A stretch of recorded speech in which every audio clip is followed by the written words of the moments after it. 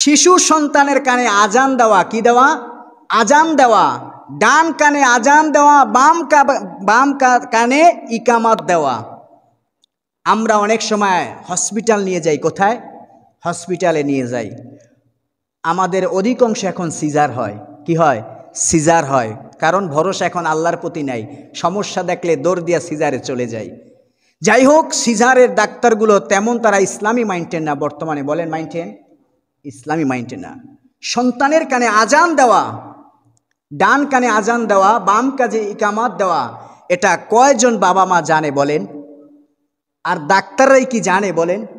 জানে না। কিভাবে আজান দিতে হয়?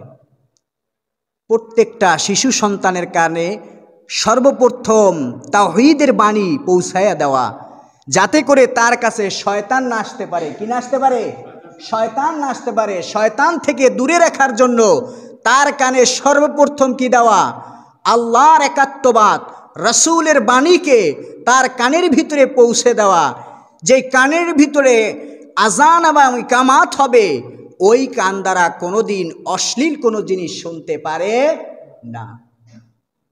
আকামাত এবং আজান, ডান কানে অবশ্যই আপনাকে আজান দিতে হবে এবং আকামাত দিতে হবে। এটা কি? সুন্নাত।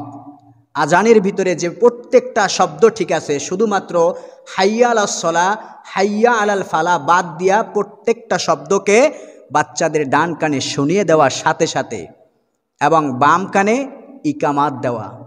এটা কি আমরা অধিকাংশ সন্তানকে করি না, যার কারণে সন্তানগুলো আদর্শবান হয় না, আল্লাহ প্রেমিক হয় না, হয় তারা শয়তান প্রেমিক। কি প্রেমিক?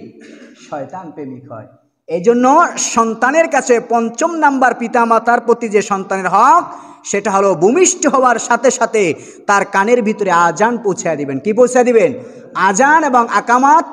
আপনার নাতি হোক, আপনার যাই হোক না কেন, এটা প্রত্যেকটাকে শুনিয়ে দিবেন যে বাচ্চা ভূমিষ্ঠ হওয়ার সাথে সাথে তার কানের ভিতরে, চাই নারী হোক পুরুষ হোক, তার কানের ভিতরে আপনারা আজান পৌঁছাইয়া দিবেন ইনশাআল্লাহ। এই দায়িত্ব